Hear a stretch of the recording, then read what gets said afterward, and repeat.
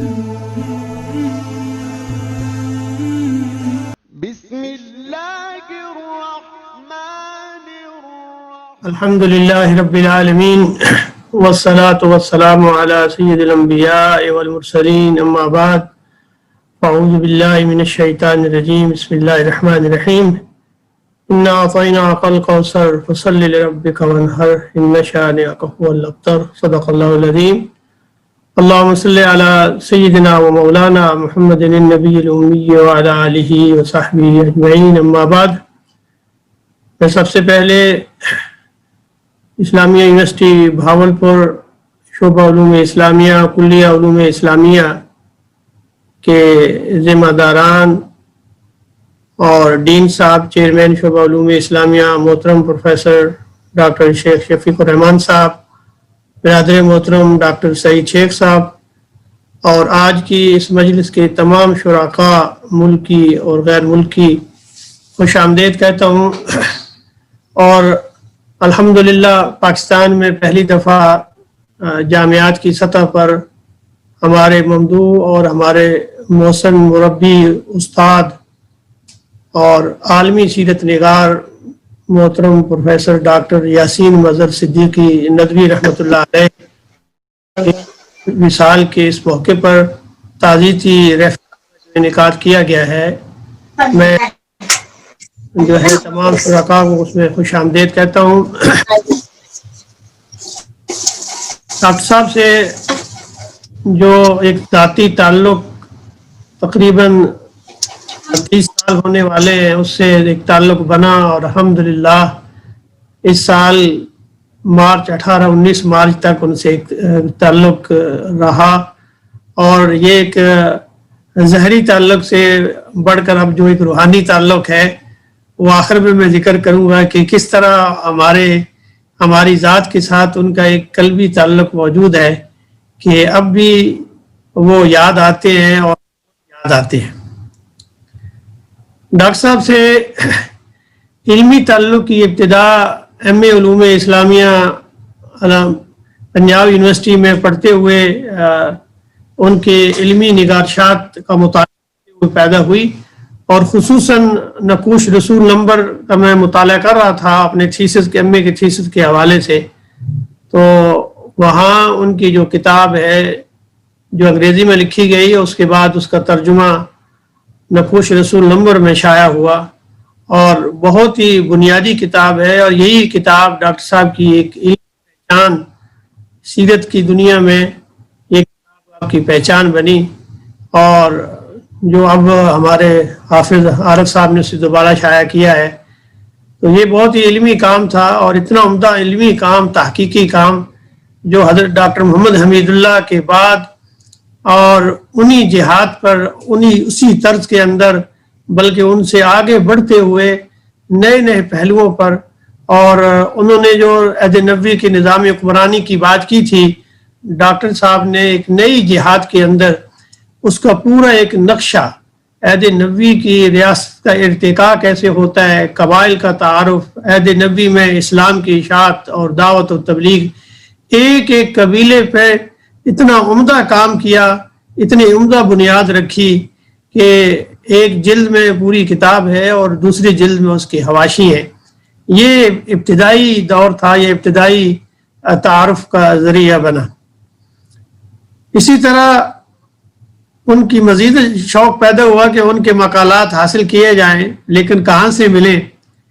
اور تلاش کرتے کرتے پتہ چلا کہ ایک نوجوان ہیں لاہور میں، ان کے پاس 2 رسالے آتے ہیں، ایک تحقیقات اسلامی اور دوسرا علوم القرآن علی گڑھ سے. اور میں وہاں پہنچا، ان کا گھر تلاش کیا اور شام کے وقت میرے ہم نامی ہیں بہت ہی محترم برادر محترم سجاد الہی صاحب، انہوں نے کہا کہ شام 9 بجے کے بعد آپ آ جائیں. تو میں پہنچ گیا اور ان سے پوری فائل تحقیقات اسلامی کی اس وقت یعنی یہ 88 کا زمانہ ہے، 89-88 کا زمانہ، ان سے لے لی کہ اگر آپ مجھے پڑھنے کے لیے صرف دے دیں کہ میں اس میں سے کچھ چیزیں پڑھ کے آپ کو واپس کر دوں گا. تو حسب وعدہ انہوں نے کے لیے دی اور اس میں سے میں نے مطلوبہ ڈاکٹر صاحب کے تمام مقالات فوٹو کاپی کرا لیے اور ایک تعلق بنا. پہلی دفعہ ملاقات پھر اتنا اشتیاق بڑھ گیا کہ ڈاکٹر صاحب کے جتنے بھی مقالات کسی بھی مجلے میں چھپے انڈیا کے پاکستان کے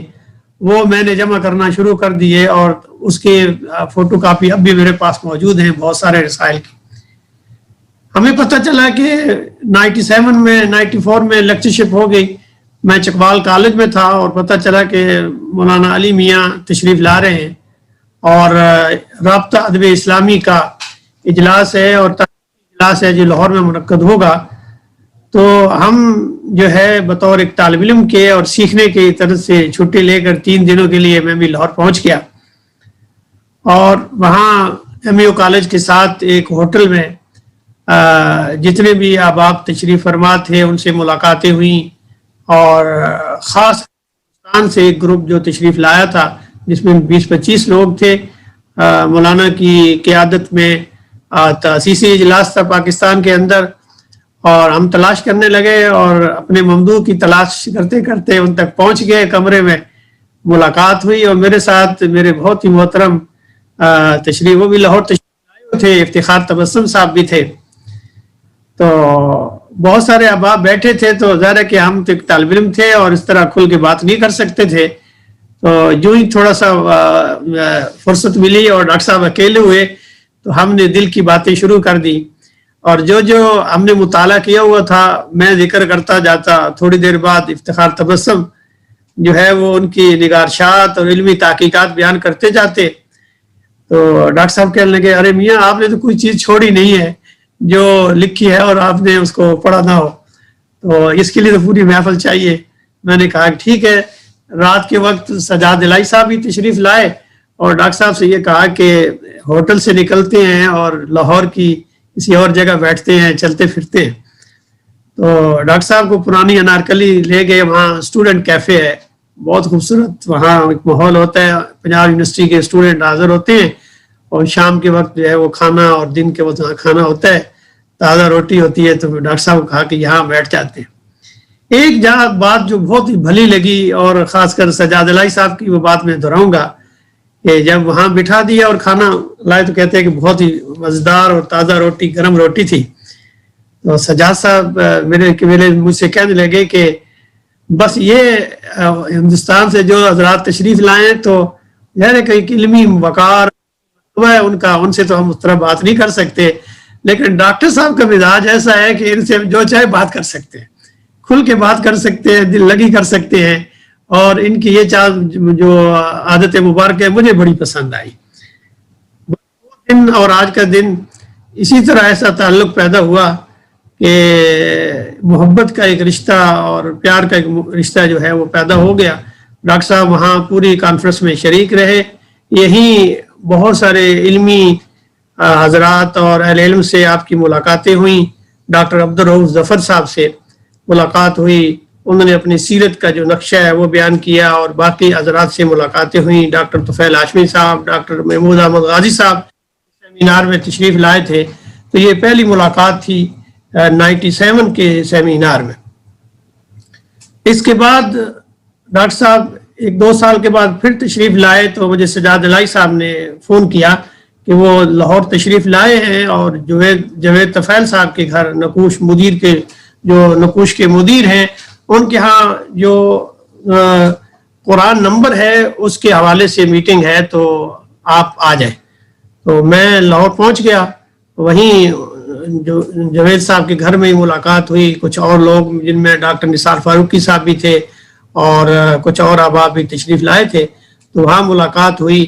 اور وہیں ڈاکٹر عبدالرؤف ظفر صاحب نے ڈاکٹر صاحب کو جو ہے یہ دعوت دی کہ ہم ایک عالمی سیرت کانفرنس سیرت چیئر کے اہتمام اپنا اسلامی یونیورسٹی بہاولپور کر رہے ہیں تو آپ نے تشریف لانا ہے. اور میری ذمہ داری لگا دی کہ آپ نے ہندوستان سے باقی احباب کو بھی کہنا ہے کہ وہ تشریف لائیں. تو بہرحال 2000 میں اوپن یونیورسٹی میں یہاں بطور لیکچرر ڈیپوٹیشن پہ آ گیا. تو فروری میں شاید فروری اور مارچ میں یہ کانفرنس بہاولپور میں ہوئی. یہاں ہم تقریباً 5 لوگ اوپن یونیورسٹی سے یہاں چلے گئے ڈاکٹر محمود احمد غازی صاحب اس میں تشریف فرما تھے. ڈاکٹر صاحب اپنے 2 شاگردوں کے ساتھ جو اس وقت ہمارے ساتھ بھی شریک ہیں, محترم ڈاکٹر جمشید احمد ندوی صاحب اور ڈاکٹر سرور عالم ندوی صاحب جو ہیں, ان کے ساتھ تشریف لائے اور بڑا وقیع اور علمی خطبہ پیش کیا. اور ان دونوں احباب نے بھی اپنے علمی مقالات, ایک ربائب نبوی کے حوالے سے اور ایک دوسرے موضوع پر جو انہوں نے مقالات پیش کیے. تو بھاولپور اس لحاظ سے جامعات کی سطح میں ڈاکٹر صاحب کی ایک علمی پہچان پاکستانی جامعات کے اندر, یہ سہرا بھی اسلامی یونیورسٹی بھاولپور کو جاتا ہے کہ ڈاکٹر صاحب کو اس طرح متعارف جامعات کے اندر ہوئے اور اہل علم سے ان کا تعلق بنا. یہ ہمارے بہت ہی محترم مرحوم پروفیسر عبدالرؤف ظفر صاحب کے ان کے ساتھ ایک تعلق تھا, اور وہ جس کام کے پیچھے لگ جاتے تھے اور اسے پھر کر کے رہتے تھے.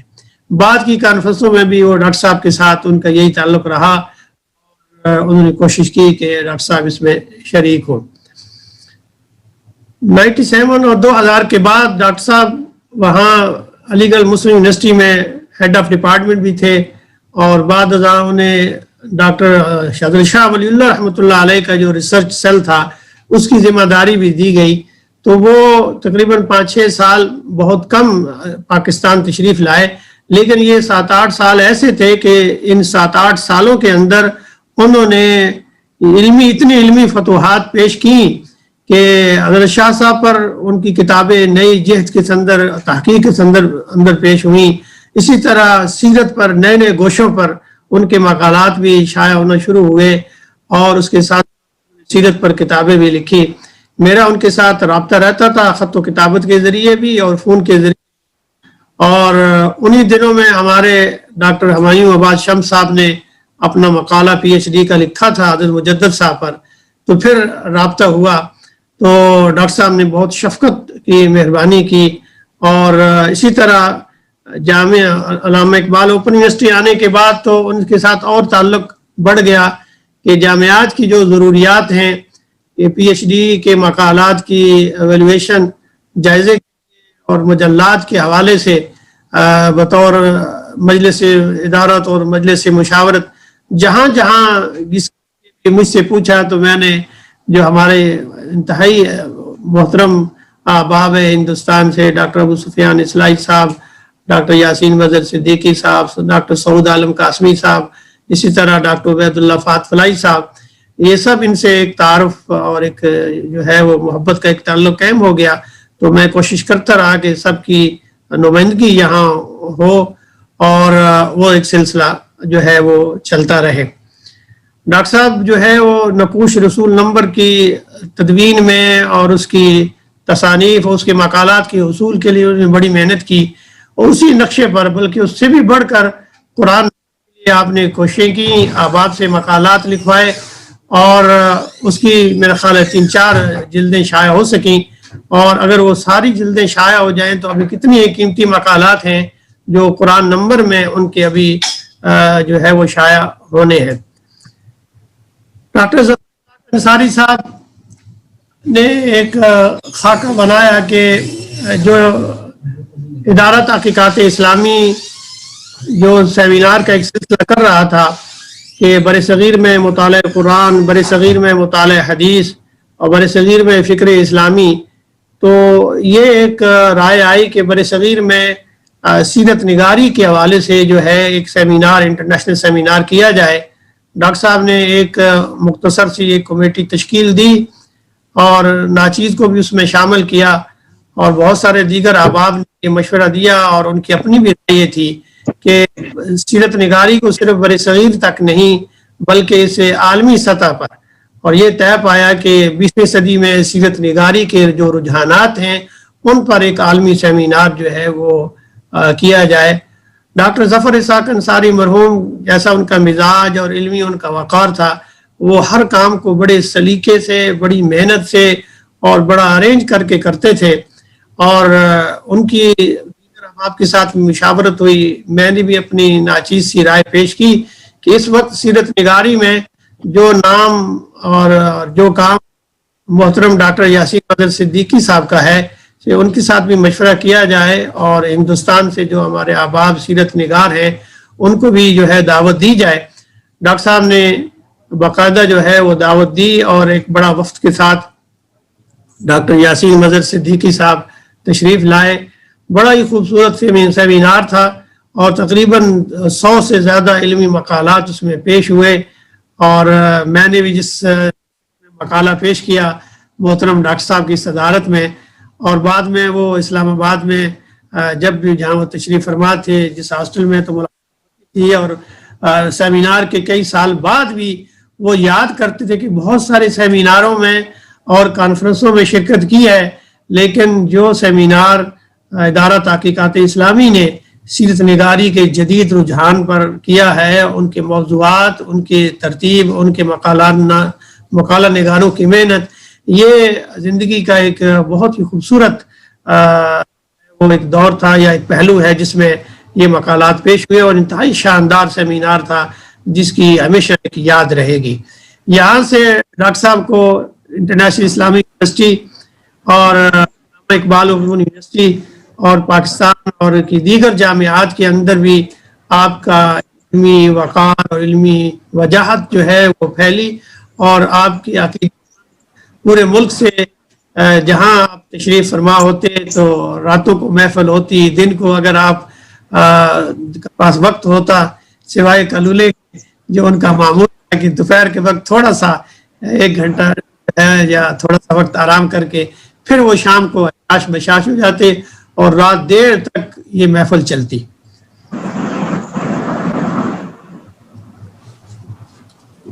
ڈاکٹر صاحب یعنی 2011 کے بعد تو مسلسل ایک علمی تعلق جامعات کے ساتھ ان کا پیدا ہو گیا، اور یونیورسٹی کے ساتھ آخری 3 سال لگاتار عالمی کانفرنس میں شرکت فرمائی آپ نے. اسی کے ساتھ ساتھ بہاؤالدین زکریا یونیورسٹی ملتان، سیالکوٹ کی ویمن یونیورسٹی، اور اسی طرح سرگودا یونیورسٹی، اور پھر ہمایوں آباد جب وہاں چیئرمین ہوئے تقریباً 2005 کے بعد وہ تو انہوں نے سیرت فیئر قائم کی اور ڈاکٹر صاحب کو خصوصی دعوت دی، اور ان کے ساتھ ایک قریبی تعلق ڈاکٹر صاحب کا پیدا ہو گیا، نہ صرف ان کی سیرت سیمینار میں بلکہ وہاں جو تصوف کا ایک عالمی سیمینار ہوا اس میں بھی آپ تشریف فرما تھے. ڈاکٹر ابو سفیان اصلاحی صاحب تشریف فرما تھے، اور محبت میں ہمایوں آباد شمس صاحب نے ان کی علمی کی مقالات 3 جلدوں میں جو مختلف رسائل میں چھپے ہوئے تھے وہ شائع کیا. اور ایک بات یہاں کہتے چلوں کہ جب ڈاکٹر صاحب یہاں پاکستان میں ان کے چاہنے والے اور ان سے محبت کرنے والے بڑھتے ہیں تو ظاہر ہے کہ محبت کے اندر جو ہے وہ آدمی آپ سے زیادہ محبت کرنے والا اور چاہنے والا تھا، اور اس چاہت کے اندر جو ہے اور ہے وہ اضافہ ہی ہوتا گیا، اور اس میں نہ کسی مسلک کی کوئی قید تھی، نہ کسی جو ہے وہ فرقے کی یا اس حوالے سے نہیں، بلکہ آپ سب کے ہاں انتہائی محترم تھے. جس دعوت دی تو آپ تشریف لے گئے، آپ گجرانوالہ مولانا زیاد الراشدی کے ادارے میں تشریف لے گئے، مولانا جو ہے وہ جامعہ امدادیہ میں تشریف لے گئے، اور رفاعی یونیورسٹی میں تشریف لے گئے. اسی طرح وہ علی میاں سیمینار میں تشریف لائے تھے تو مولانا نعیمی رحمۃ اللہ علیہ نے جامعہ نعیمیہ کے اندر اہتمام کیا تھا، رات کے اندر انہوں نے کھانا کا اہتمام کیا تھا، اور باوجود اس کے کہ وہ بہت ہی بزرگ تھے اور بیمار تھے اور یہ ساتین علم تشریف فرما تھے تو وہ اس کو بول بھی نہیں سکتے، لیکن سٹیج پر آ کر بیٹھ گئے کہ احترام جو ہے میرے لیے بہت ضروری ہے کہ یہ اتنے دور سے تشریف لائے ہیں. تو اس محفل میں وہ بھی شریک تھے. تو اسی طرح جامعہ اشرفیہ کے اندر اور دینی مدارس کے اندر بھی جامعات، اور اسی طرح ایسے فکری حلقے ہیں جو تحقیق تدوین سے جن کا تعلق ہے، سبھی کے ہاں ڈاکٹر صاحب انتہائی محترم تھے. آپ کی سیرت نگاری کے نئے جہتوں کی لوگ تعریف کرتے، ان کا ذکر کرتے، لوگوں کو ازبر تھی کہ یہ سارے پہلو جو ہے بہت تفصیلی باتیں ہو سکتی ہیں. بس مختصر کرتے ہوئے میں یہ کہوں کہ آخری یہ 3 سال جو ہے وہ ان کے ساتھ بہت ہی قربت رہی. جب کتاب وہ لکھتے خاص کر انڈیا سے اسلامی بک فاؤنڈیشن والے وہ کتابیں ان کی پڑھا کرتے تھے. بعض کتابوں کے مقدمات کے اندر انہوں نے ناچیز کا بھی کیا انتہائی محبت کے ساتھ, اور فون پر بھی بات ہوتی تو بہت ہی پیار سے اور محبت سے جو ہے وہ پیش آتے. میں بس آخر میں یہ بات کہوں گا کہ ان سے ایسا تعلق تھا کہ یہ وہ خوابوں میں بھی آتے ہیں. ابھی کی وفات کے ایک ہفتے بعد جو ہے ایسے سویا ہوا تھا تو صبح کی نماز کے بعد لیٹ گیا تو آنکھ لگ گئی, اور میں کیا دیکھتا ہوں, بس میں یہ ایک محبت کا ایک جذبہ ہے, ویسے خواب بیان نہیں کرنے چاہیے لیکن ایک تعلق ایسا ہے کہ میں یہ بتانا صرف چاہتا ہوں کہ کس طرح وہ ہماری یادوں کے اندر ہیں. آنکھ لگی تو کیا دیکھتا ہوں کہ ایک بہت بڑا مجمع ہے, کوئی کانفرنس ہے اور لوگ انتظار میں بیٹھے ہیں. اتنی دیر تک ہمارے جو ممدوح ہیں وہ تشریف لاتے ہیں, خوبصورت لباس پہنا ہوا ہے, ٹوپی جس طرح وہ پہنتے تھے اسی طرح پہنی ہوئی ہے. اسٹیج پر تشریف فرما ہو کر یہاں کہتے ہیں کہ خواتین و حضرات السلام علیکم ورحمۃ اللہ, میں محمد یاسین صدیقی مرحوم بات کر رہا ہوں. بس یہ بات انہیں کرنی تھی کہ مجمع کے اندر ایک جو ہے ایک آہ کی آواز نکلتی ہے, ایک رونے کی آواز آتی ہے, اور یہی آنکھ. اللہ رب العزت ان کے مقام و مرتبے کو بلند کرے. انہوں نے جو نیکیاں اور جو حسنات سیرت کے میدان میں, علمی میدان میں پیش کیے ہیں, لوگ اسے استفادہ کریں. ان کی نجات کا یہ بہت بڑا ذریعہ ہے جو علمی کام ہے. اللہ تعالیٰ ان کے پسماندگان کو صبر جمیل عطا فرمائے. ہمارے